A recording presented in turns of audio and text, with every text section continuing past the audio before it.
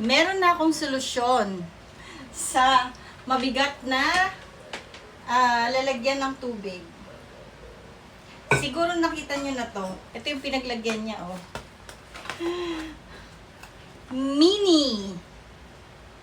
Mini aqua flask. Ano lang siya? 7 ohms. Diba? Apart from this past few days na maulan, diba laging pag lumabas ka napakainit.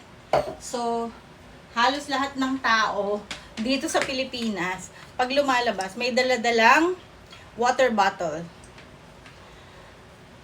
Bigay sa akin to ng aking son-in-law at alam niya na red ang favorite color ko. Binigay niya sa akin to. So, tuwing lalabas kami, dala-dala ko to. Kaso napakabigat at hindi ko siya mailagay sa aking bag. Pinadala naman ako ng aking sister-in-law ng hydro flask. Ito, medyo mas magaan. Pero pag may laman siya, medyo mabigat pa rin. Tsaka pag naka small bag lang ako, not so small bag, kahit dito eh, lumalabas pa rin siya. Ayan o, nakaganyan lang siya. Hindi ko maisara yung bag ko. Until, eto, gift naman sa akin ng husband ko. O, diba? Ang cute niya. Tapos, tumatagal din talaga yung lamig. Ito kasi nakalagay dito 24 hours. I think 24 hours din to. Parehas na parehas lang sila kasi mini lang siya eh. Ayan o. Pwede rin siya sa hot water. So, pwede rin kayo maglagay ng coffee. Tapos, ayan o. Sakto-sakto lang siya. Actually, kahit sa small bags, pwede siya. Hahanap ako ng bag. For example, this one. Itong aking bag na to. I think kakasya din siya. Try natin. Ah! Kasya din!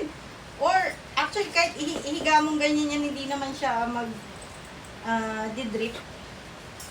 Pero kahit ganyan eh, okay lang. Or, magsisimba lang kayo, or mag-grocery, or I don't know. Diba? Perfect siya! Kasi matagal na itong nasa cart ko. Tsaka doon sa anak ko. Sabi niya, mama, wag ka nang bumili. Ako na lang bibili. Yun pala, nung sinabi kong binilan na ako ni Papa, sabi niya, nauna si Papa. Gusto pala niyang iregalo to sa birthday ko kasi alam niya, matagal ko nang gusto to. Kasi nga, yung binigay sa akin ng son-in-law ko, gustong-gusto ko talaga siya. Color red, my favorite color. Lagi, ay nasa cart ko rin siya. Pero, laging sold out online. So, pero nag-check ako, ngayon, nandun siya. So, i-share ko yung link sa inyo. Ang galing lang.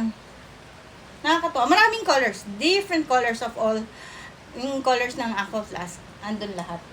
Kaya, ang pinagpipilian ko dati, either red or white. Kasi gustong gusto ko rin yung mga white na gamit. Oh, sige na.